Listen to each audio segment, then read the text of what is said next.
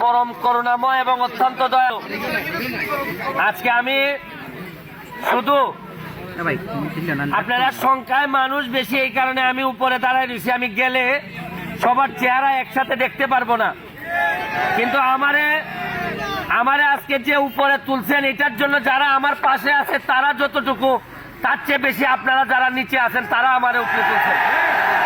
এইটা আমার সারা জীবন মনে থাকবে। আমার পাশে যারা আছে তারা তো দায়িত্ব ছিল আমার পক্ষে কাজ করার, কিন্তু আমার সামনে যারা আছেন তাদের কোনো দায়িত্ব ছিল না। আপনারা ভালোবেসে আমাকে ঋণগ্রস্ত করেছেন। আমি মৃত্যুর আগে এই ঋণ পরিশোধ করে যেতে চাই। এবং আমি মনে করি যে স্বপ্ন আমি আপনাদেরকে দেখাইছি, যে ইশতেহার আমি দিছি, আমার বড় চ্যালেঞ্জ হচ্ছে গিয়ে এই স্বপ্নের পথে আমার সোনারঘাট মাধবপুরের মানুষকে নিয়ে যাওয়া এবং আপনাদেরকে এই বাস্তবতায় নিয়ে যাওয়া। এবং আমি মনে করি এটা আরো বড় চ্যালেঞ্জ আমার জন্য। আমি কথা দিছি আপনাদেরকে যে একটা বঙ্গবন্ধুর সোনার বাংলার একটা অংশ হবে সোনারঘাট মাধবপুর। আমি আপনাদের সহযোগিতা চাই। আপনারা যে ঋণ আমার ঋণগ্রস্ত করছেন এই ঋণ জীবনে পরিশোধ করার মতো না। তারপরে আমি চেষ্টা করব, এখানে বহু মানুষ আছেন যারা আমার জন্য এজেন্ট হয়েছেন ভোট সেন্টারে। আমি কথা দিলাম চেষ্টা করব, আপনারা এজেন্ট হয়েছেন, আপনাদের প্রয়োজনের জীবনে কখনো কখনো আমি এজেন্ট হয়ে দাঁড়াবো। এটা আমি কথা দিচ্ছি আপনাদের। আমি আপনাদের কাছে কৃতজ্ঞতা আমার পরিবারের পক্ষ থেকে, আমার পক্ষ থেকে, এবং যারা কাজ করছেন এটা শুধু আমার জন্য না, একটা ভবিষ্যৎ সোনারঘাট মাধবপুর, একটা স্বপ্নের সোনারঘাট মাধবপুর তৈরি করার জন্য আপনারা কাজ করছেন। এইটার জন্য আপনারা সবসময় আমার সাথে থাকবেন, এই দোয়া এবং আশীর্বাদ আপনাদের কাছে আমি চাই। পরবর্তীতে আপনাদের সাথে আবারও মিটিং করে আমরা পরবর্তী কার্যক্রম আমরা ঘোষণা করব। এই পর্যন্ত আপনাদের এই কৃতজ্ঞতা শেষ নাই, এইটা আজীবন মনে রাখবো। এই শপথ রেখে আজকের মতো বিদায় নিচ্ছি।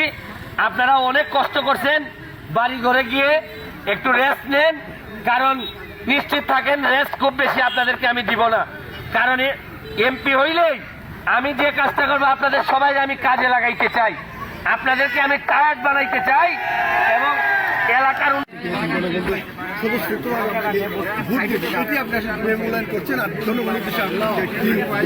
আমি এটাকে খুব স্বাভাবিকভাবে নিচ্ছি এই কারণে যে আমি তো ওনার কার্যক্রম এই এলাকাতে থেকেই আমি জানি। অনেকে যারা বাইরে আছেন তারা তো জানেন ওনার মন্ত্রী হিসাবে, কিন্তু আমি তো ওনার এমপি থেকেই চিনি, ওনার কাজকর্ম সম্পর্কে আমার জানা।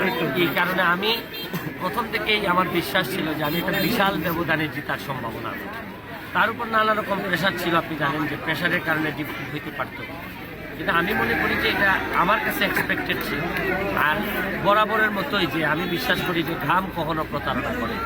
আমি যে পরিমাণ ঘাম ফেলছি আমার এলাকার মানুষের জন্য, আর এই ঘামের রেজাল্টে আমার এলাকার মানুষ আমাকে, আর জনগণের উদ্দেশ্যে আমার এই যে এইবার যে সোনারঘাট মাধবপুরের যে ভোট, এই ভোটে শুধু আমাদের এলাকার মানুষ আমাকে এমপি বানিয়েছে, এটা আমি মনে করি সারা বাংলাদেশের মানুষের দোয়া ছিল, সারা বাংলাদেশের মানুষের তদবির ছিল, সব কিছু মিলেই এই আজকের এই রেজাল্ট।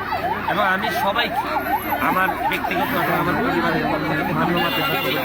এবং আমার সামনে মানুষকে যে স্বপ্ন আমি দেখাইছি, যে ইশতেহার আমি ঘোষণা করি, এই ইশতেহারের জন্য কাজ করা এবং প্রতিটা সেকেন্ড যেন আমি কাজে লাগাইতে পারি, এটাই আমার নেক্সট মিশন। Thank you.